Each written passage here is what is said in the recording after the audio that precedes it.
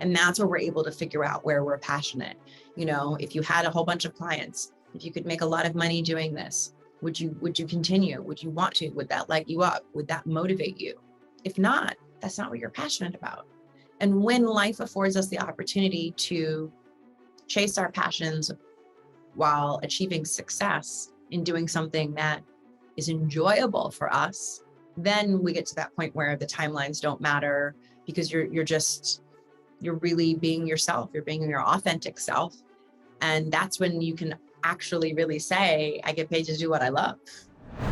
Today, serial entrepreneur and best-selling author Lauren Maillian is here to teach you how to align your talent with your motivation, allowing you to thrive even through difficult times. This is the Launch Your Business podcast, because we know starting a business is challenging, but it doesn't have to be confusing. Each week, we'll give you the tactical advice and the necessary tools to scale your business without feeling burnt out. I'm Terry Rice, business development consultant and staff writer here at Entrepreneur Magazine. Let's dive in. Lauren Maillian is the definition of an innovative entrepreneur. She co-founded her first business, Sugarleaf Vineyards, when she was just 19 years old, which made her the youngest self-made winery owner in the U.S. before she was even allowed to drink. And at the same time, she was working as a model traveling around the world. Since then, she's gone on to become a founding partner at Gen Y Capital Partners, an early-stage venture firm focused on investments in mobile and consumer-facing technology. There's a lot more to the story, but I'll let her get to that during our interview. But what I'm most impressed with about Lauren is her ability to stay grounded, even while continuing to challenge herself. And during today's episode, she'll teach you how to do the same. We'll discuss how to optimize the use of your talent, how to discover what truly motivates you, and how to learn from failure and thrive even during challenging times. Let's hop into it right now. Lauren, how are you today? I am so good, Terry. It's awesome to see you. Yeah, you as well. So do us all a favor, those who are not aware of you, just let us know who you are, what you do. I'm Lauren Maillian, three-time entrepreneur, investor, advisor, woman on a mission, and a change agent. So let's just go back a little bit, because three-time entrepreneur, that's a lot, right? So let's unpack that. Like what businesses have you started? And I missed a title. My goodness, best-selling author, media influencer. I have a couple of different titles in there, but 3 different companies. The first one that I started was a vineyard and winery when I was 19 years old. Sugarleaf Vineyard, sold it when I was 26, made me the youngest self-made winery owner in the country. Then I started company number 2 that I still have today, the LMB Group, where we are a venture brand studio. And we do a lot of advisory consulting for C-suite executives on brand innovation, marketing, and strategy. And company number 3, Gen Y Capital Partners, an early stage VC firm that I co-founded back in 2011. And that has really allowed me to jump into venture in fun and exciting ways. I've also done a lot of angel investing. I have a portfolio of my own personal investments that now represent a $5 billion market cap of primarily CPG products and companies that I'm really proud to back and be behind. So it's been quite the journey. It's been a lot of fun. It's been a lot of the things that I'm super passionate about. And now today, that's what we call innovation. Yeah, I'm glad we unpacked that, because there's a lot to share. So one thing that I heard you say before was how to understand how you work, the skill you have, and what you do, your area of expertise. And for a lot of our listeners, that's what they're trying to figure out. They're starting a new business, but they're not really sure like what they do, who they do it for, what their core skills are. Can you unpack that for us? I think that when we all work in different ways, we all have different superpowers. And I think that the beauty of entrepreneurship is allowing your superpower to be your leverage and learning to be really good at that one thing that might just be your thing, and realizing that, maybe in a world where we have a lot of generalists, it might seem like a good idea to go pick up other skills. But if you are really great at generating ideas, if you're really great at problem solving, if you're really great at finding new monetization models, like just stick to that, because that will lead to your scale if it's your secret sauce. I think people are often looking for some sort of a formula or a guarantee of what is going to get them to scale. And the reality of it is some companies scale on new clients, some companies scale on new products, some companies scale on features, some companies scale on business models, freemium or otherwise. There are so many different ways to achieve scale, which ultimately helps you achieve success.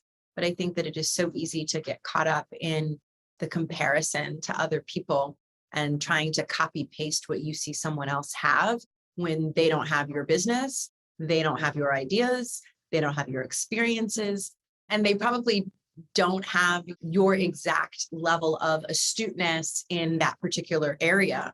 And so lean into that and realize that that is your secret sauce. I think even thinking about myself, there are so many years that I spent going, gosh, I'm really good at marketing and strategy and investing and this and that. And I almost yearned to have what somebody else would call a higher level of expertise in any one of those areas, just so that I could get the title of expert in their eyes. But what I've learned now looking back is that all my years of sticking to my own guns has made me an expert in more than one thing. And that trusting my intuition and the way in which I found my own ability to scale, which was by being a multi-hyphenate, which was by having a repertoire of experience, why would I ever want to take that away? So this question might be hard to answer based on what you just said. What is your zone of genius based on the fact that you have all these hyphens? Ooh, my zone of genius is game-changing strategy. Yeah. Game-changing strategy. I do it all day, every day. It's the way my mind operates. I look at what's working. I look at what could work better. I look at where things can scale and grow and improve. And that's just the way that I am constantly operating. And that has become my real constant, is my approach. What I'm hearing is you took all the things that you're good at, let's say good at, or we'll say in your zone of excellence, if we're going through this whole whole process, and you said, you know what, if I combine all those, damn it, that's my zone of genius right there, right? So I don't have to be a zone of genius on marketing or sales. It's all these things, knowing how to apply them, because there are some people that are good at different parts of it, right? But they can't apply it to a bigger picture. So unfortunately, they have to take roles where someone else is telling them what to do, which you're like, no, like I understand all these things, but I understand the big picture as well, and I can put that in this strategy that you're developing. So that's good to hear, because I know other people are having that same challenge. Like, what does this actually mean? You know, how can I optimize my talent? And I know that you have thoughts around that too. So can you just share that? How can someone who, you know, they finally get clear on what they do and what they're good at, how can they then optimize that talent? I think optimizing that talent ultimately comes down to digging deeper into how you figured out what you do well, right? A lot of us do several things well. Are those the things that we want to be known for? Are those the things that if we had 100 more clients or we could make millions of dollars, that we would want to make millions or maybe even billions of dollars in the future doing?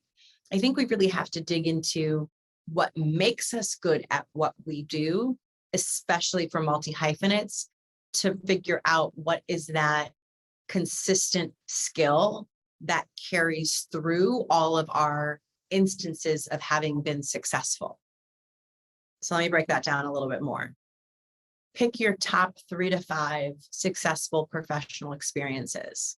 Make sure that at least one of them is an experience that was a challenge that you created a solution towards, and 2, that led to your success. And then think of 3 top things that you did to get those top 5 career wins, successes, or results. And I think if you keep digging, you will figure out, like, what is that one thing that you do consistently? It could be that you are really great at evaluating problems. It could be that you're really great at implementing solutions. It could be that you're really good at drawing models. It could be storylines and narrative change. It could be a lot of different things. But for me, I look back and it's always game-changing strategy. It's always strategy. And maybe it's a little creative, and maybe it's a little this, and maybe a that. Maybe it's a sales strategy. Maybe it's a marketing strategy. Maybe it's an innovation strategy. Maybe it's a cost-cutting strategy. It is always, though, at its core, game-changing strategy. And I think it's easy to be superficial and just be like, I'm good at this. Like I called myself great at marketing for a long time. I actually flipped the script on that. Like I'm good at marketing. It's not my greatest asset. My greatest asset is that I'm wonderful at driving growth. Sometimes that's by marketing. I think early on in my career, it was predominantly by way of marketing and narratives and compelling stories. But over time, it's become partnerships. It's become strategy. It's become a lot of other areas. And I think when we continue to ask ourselves those deeper questions, we're able to figure out what that real, true one thing is that is our secret sauce that allows us to be successful. And then we can go to the next level by learning how else to apply that skill in other areas that we have not already utilized that skill. Then the game changes. I think a lot of people, their challenge is they skip that deep work because it doesn't feel like real work, right? It's not like building your website or sprucing up your LinkedIn. It's like, oh, I'm just sitting around and thinking about myself. I don't get paid for that. But if you actually do, you'll get paid a lot more on whatever you land on because you're more clear about your core values, what motivates you, which I want to talk about momentarily. But when people skip that step, I can almost tell because they don't have like a personal philosophy to anchor their thoughts, their words, and their actions around. They're just kind of existing. And that's why they're lost because they're not really sure, who they are internally. So how do you know where you want to go from there? But on your end, what motivates you? Because you have a lot going on, and what motivates you to keep going? Because you could presumably just kind of chill for the rest of your life and, just like hang out. I think that's a great question. That's a question that my husband asks me right now because he thinks I should be spending maybe a little more time with the family than I am. Although I spend a lot of time with the family, I'm just not done yet. I'm constantly curious. That's it. There's more that I want to see and discover. There's like my own potential that I want to know what optimizing that at this stage of my career looks like. I don't have the answer, but work is really fun for me. Like I love working. I truly love working. Like I don't know how to turn off because it's what I love and sincerely enjoy doing. And I think when it's no longer fun, then I'll absolutely stop. And you're right. I don't have to keep working at this stage of the game, but I would be doing myself, my children, my family, my legacy a disservice to not keep working if the work I do produces the results that it does. And it's fun to do in the meantime. Like, who knows? Sky's the limit. And let's see how far we get. That's my life philosophy right now. No, I have the same approach because I don't idle well. So when there's days when like I'm supposed to be technically just relaxing, like a lot of my work is based on being creative. So when I'm relaxing, that's when these creative thoughts come and I'm like, oh, great. I want to write this down because it's going to be a great strategy or whatever. So when I hear people say things like, oh, I never work on the weekends, I'm like, that's because you hate your job. Like I wouldn't either. You don't want to work during Monday through Friday either. But when you enjoy what you're doing, you're not waiting for a finish line. You're like, oh, what's next? What's the next problem I can solve? Okay, we're going to take a quick break here. But when we come back, Lauren's going to share an exercise to help you discover what motivates you. Just get started. If you've ever looked for tips on launching a business, just get started seems to come up a lot. And while that's vaguely motivational, it does not provide any real direction. Because the next logical question for anyone would be, well, how do I get started? What specifically should I do? Well, if you're looking to quickly start a business without the confusion, risk, and pressure of doing something entirely new, I have got a solution for you. It's called the Solopreneur's Fast Track, a step-by-step process on how to start a business using the skills you already have and actually enjoy using. So let's say your favorite part of a previous job was email marketing. You'll learn how to start a business offering other companies advice on how they can improve their email marketing. Or maybe you are really good at integrating complicated tech tools.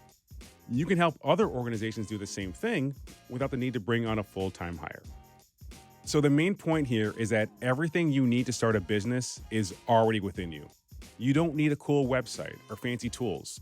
And by completing the course, you'll also discover a simple approach for attracting clients without using complicated funnels or cheesy sales tactics. You can finish it over a weekend and start making money in as little as 30 days. You'll gain the clarity and confidence you need to start your business and receive a one-page business plan so you can immediately apply what you've learned. Get started today and receive a 20% discount by heading to terryrice.co/fast. That's terryrice.co/fast. So if you can help with this, and I know this is challenging, how can other people determine what motivates them? I think that is also baked into the process that we were just talking about. And I'll add a comment there that I didn't already make, which is you had said, Terry, that a lot of people skip that step, right? That they skip this deep work, or they feel like sitting and thinking about themselves by themselves or in small group format doesn't feel like work because it's not creating any remuneration. You're not compensated for it. But that's your strategy. That is your strategic plan. And you have to have a strategic plan as well, as a leader, as an entrepreneur, as a visionary, as a consultant, as a career person. Like, what is your strategic plan for your life? And I think people are able to figure out what they're passionate about by continuing to do that deep work. And when you ask yourself the question, I have a friend the other day that has a great job and she's like, oh, but I love doing hair. Maybe I want to be a hairstylist. I'm like, I mean, it's cool if you want to be a hairstylist, but like, that's not the thing that you're amazing at. It might be the thing you love. And I said to her, okay, so if you want to be a hairstylist and tomorrow we find a salon and there's no problem with you, opening a salon, and you had 100 people wanting appointments with you, would you want to do 100 people's hair? She's like, I don't want to do all those people's hair. You don't want to be a hairstylist, right? Because that's just like clearly not what you want to do. If I tell you, if you have 100 people lined up for that service, you want to do it. No, she wants to do my hair. She wants to do her girlfriend's hair. She wants to do her daughter's hair. That's cool. But I think start asking yourself those kinds of questions. Like if you had 100 clients lined up, unless you say like, oh my God, that'd be nirvana, that'd be the jackpot, I've been waiting for that day, then that's not what's going to light you up. That's clearly not what you're passionate about, even if you think you're good at it, right? I give the example all the time when I'm working with folks on branding. I'm a wonderful cook. I'm a really great cook. I'm not like a chef. It doesn't make me look beautiful all the time, but it tastes really darn good. And a lot of my stuff looks really good. But I don't want to cook that. I want to cook for my family. Not bad enough that I want to make Thanksgiving meals and have a catering service to supply food for other families, even if you would pay me money to do it. Even if you'd pay me tons of money to do it, I wouldn't want to do it, right? But I don't get the same satisfaction that I do out of making a meal for my family, which is what I enjoy doing most. And that's where we're able to figure out where we're passionate. If you had a whole bunch of clients, if you could make a lot of money doing this, would you continue? Would you want to? Would that light you up? Would that motivate you? If not, that's not what you're passionate about. And when life affords us the opportunity to chase our passions while achieving success in doing something that is enjoyable for us, then we get to that point where the timelines don't matter, because you're really being yourself. You're being your authentic self. And that's when you can actually really say, I get paid to do what I love. And that's not exactly what was never my explicit goal, but I can tell you to be here now to be able to say that it's life-changing. It's life-affirming and it's life-changing as an entrepreneur, especially. I do want to pivot a bit, right? Because these are challenging times, right? People are concerned about getting laid off or going out of business. So on your end, I mean, there's no way you could get where you're at now without going through some times of uncertainty and adversity. So how can we not just survive, but actually thrive through these challenging times? I hope that the experience of the pandemic has taught folks that are listening and with us today to have more confidence in times of uncertainty, but to also mitigate against the risks that you feel are posed to your own life, to your own careers, to your own advancement, success, achievement. And I hope again that for so many people that went from getting weekly, biweekly paychecks to no paycheck in COVID, I hope that you've learned to flex those muscles of resiliency and cost savings and stacking your paper for a rainy day, because these are the things that are going to get you through the difficult times. But I think those are the things that also force you to be resourceful, which is one of the greatest skills that I also have. And what most entrepreneurs really have in them at their core is the ability to be that resourceful in times of need, to not back down and say, oh God, I don't have the answer. It's like, no, you go into hyper mode of, I'm going to go get the answer, right? I'm going to go find the answer. I'm going to go find the solution, because you realize that you might have to, you're not always able to create the solution. Sometimes there is a solution that already exists and you have to go find it. And so learning how to do both of those things is what I hope the experience and the uncertainty of the pandemic has taught people to be more comfortable with, and also to just have faith. At the end of the day, it sounds so trite, but if you don't have faith that your own intelligence, your drive, your work abilities, your credentials, that you will get out of whatever that tough and difficult time is, you're going to psych yourself out. So here's an easy example. You can need a plumber. You can have two plumbers that are both qualified, licensed, both down on their luck, both facing professional adversity at the same time. The one who shows up seeming like they're not confident, they don't have the answers, maybe a little sad, a little just like not on his A game. Are you going to work with that plumber? Or are you going to work with the other one that says, I know how to fix your problems. I'm licensed. Thank you for this opportunity to do the work. I'm looking for more work. Who are you going to go with? You're going to go with the one who is more confident, who is more professional, who is ready to do their job, right? And so the faith, just have the faith that you deserve to be there. Have the faith that your skill is enough to get you through. Have the faith that you are qualified to get yourself out of whatever situation you're in, because the internal battle that you have with yourself when you feel uncertainty is seen and felt and reverberates to people around you who then unfortunately begin to doubt all of who you are, because they don't know why you are acting insecure. They don't know what it is that you're maybe facing. They are not intimately aware of the difficulties that you're up against. And so no harm, no foul, they will make an assumption. And the assumption will be, maybe they're not good at what they do if they're not competent. Not, oh, they're having other issues in their life, right? So make sure that your confidence is unwavering in yourself and your skill when you are in these difficult situations.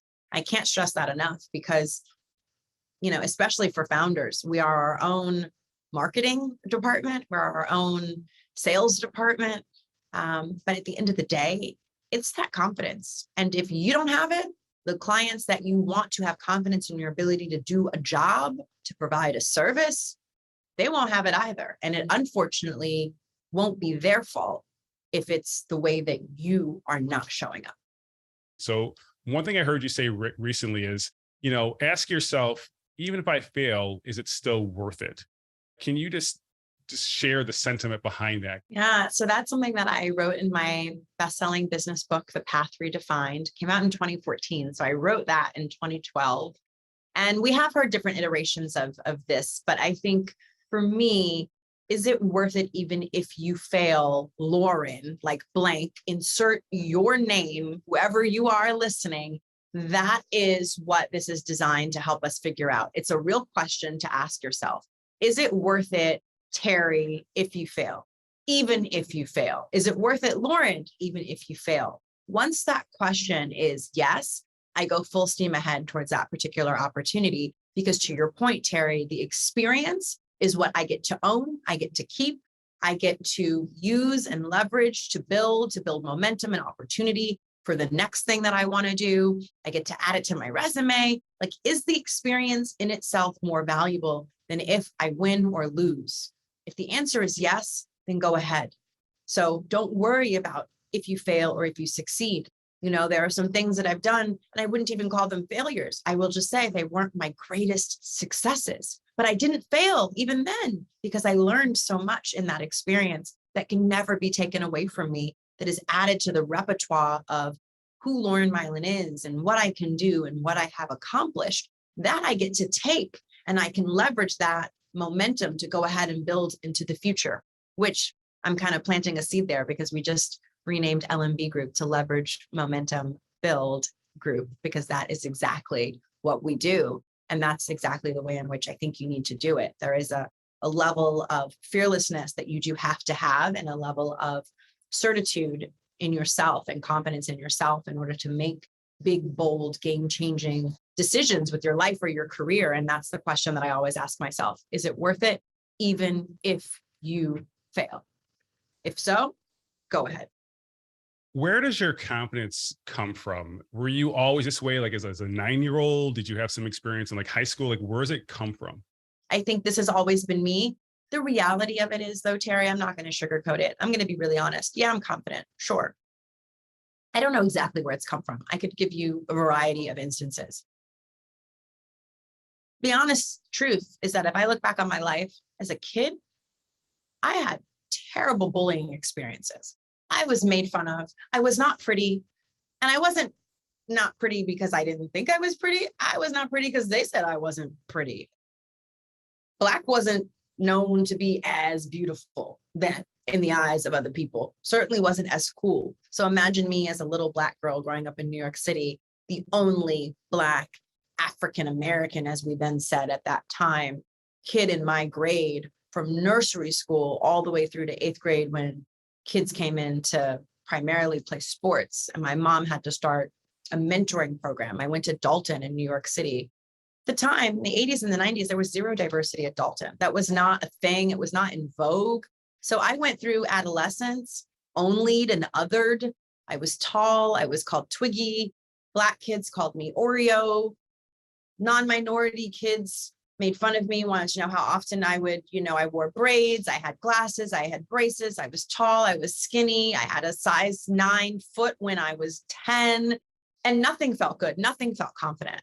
And I think, to be honest, I got so accustomed, Terry, my entire life of feeling so othered, so unwelcomed, that after a while of like my mom always saying, well, sticks and stones can break your bones, but words will never hurt you. Like I was the girl walking around like telling myself that, walking away with my glasses and my braces and my braids and my long, lanky legs and my big feet. And I was like, you can't break me. But you know what? If you start telling yourself enough times, you can't break me, guess what?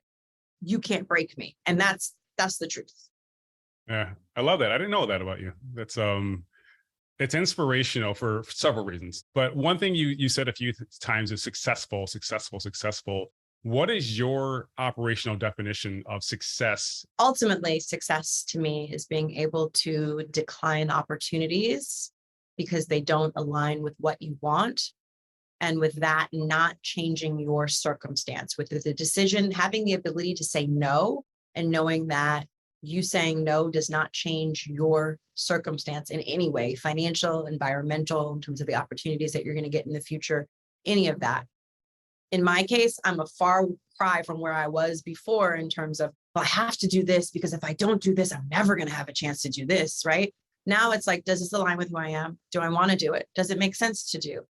Not, I feel I'm required to do it, or I am really required to do it, or I have to maintain this relationship, or if I don't do this, I'll never know the next thing, right? There's no prerequisite anymore for the next opportunity other than, is it something I want to do? Is it something I'm capable of doing? And ultimately, we know that we are successful when we have the power, the ability, and the autonomy to say no on our own without getting the approval to say no from anyone else. And when, if we say no, it does not in any way impact, change, decrease, or limit our circumstances, opportunities, money, invitations, whatever that might be. That is ultimately success. That's how I judge it. And that is our show for today. And for me, the main takeaways were a combination of strength and curiosity. Having the curiosity to discover more about yourself so you can use your skills more effectively, and having the strength to push through challenging times so you can apply what you've learned and be even more successful. And I like Lauren's operational definition of success, which is being able to decline opportunities without worrying about the ramifications. And once you get to that point, you've truly achieved the time, lifestyle, and financial freedom that can come with entrepreneurship. Apply what you've learned on today's show. You'll find the show notes and more resources at terryrice.co/podcast. Again, that's terryrice.co/podcast. And the best way to support this podcast is by subscribing, telling a friend, and leaving a review. Also, you can get more tips by following me on Instagram at @itsterryrice or follow me on LinkedIn. This episode was produced by Josh Wilcox of Brooklyn Podcasting Studio and edited by Dan Lardy. Special thanks to my wife, Dominique, for keeping our kids relatively quiet as I recorded. Thanks again for listening. I'll see you next time.